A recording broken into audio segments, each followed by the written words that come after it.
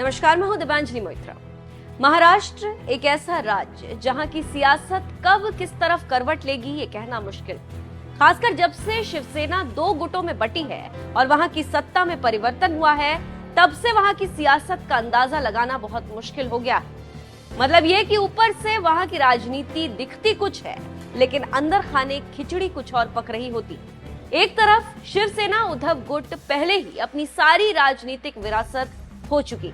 सत्ता परिवर्तन के बाद उद्धव गुट और शिंदे गुट के बीच राजनीतिक बयानबाजी चलती ही रहती।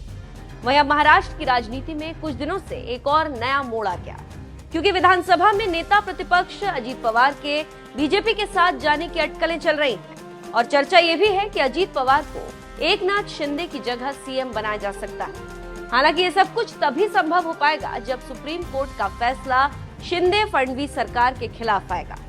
जानकारी के मुताबिक बीजेपी के रणनीतिकारों ने प्लान बी की तैयारी कर ली। यही वजह है कि महाराष्ट्र में अजीत पवार को लेकर राजनीतिक सुगबुगाहट तेज हो गई।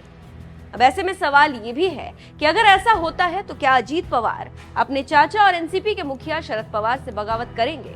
आपको बता दें कि सोमवार को शरद पवार और सुप्रिया सुले बारामती में थे, जबकि अजीत पवार मुंबई में थे। इसी राजनीतिक घटनाक्रम के चलते राजनीतिक पंडित कई तरह की अटकलें लगा रहे हैं और महाराष्ट्र में चाचा भतीजे के बीच मनमुटाव को लेकर भी चर्चा का बाजार गर्म हो चुका है। हालांकि ऐसा पहली बार नहीं हुआ, इससे पहले भी चाचा भतीजे के बीच अनबन हमेशा से चर्चा का विषय रही।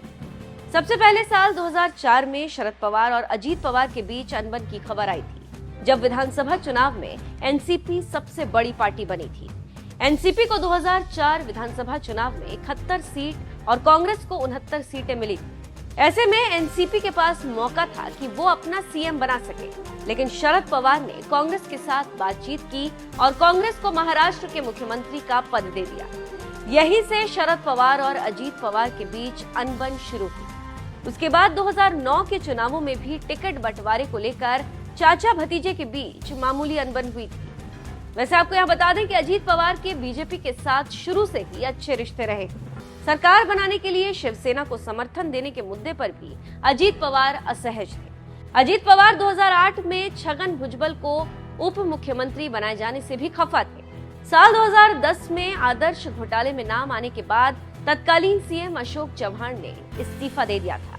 इसी तरह साल 2012 में भी अजीत पवार पर सिंचाई घोटाले का आरोप लगा था। उस वक्त अजीत पवार ने अचानक इस्तीफा दे दिया, जो काफी दिनों तक चर्चा का विषय बना था। तो इस तरह से अजीत पवार का अपने चाचा शरद पवार के साथ अनबन की कहानी काफी पुरानी।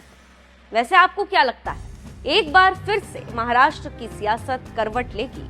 कमेंट करके अपनी राय जरूर दीजिएगा।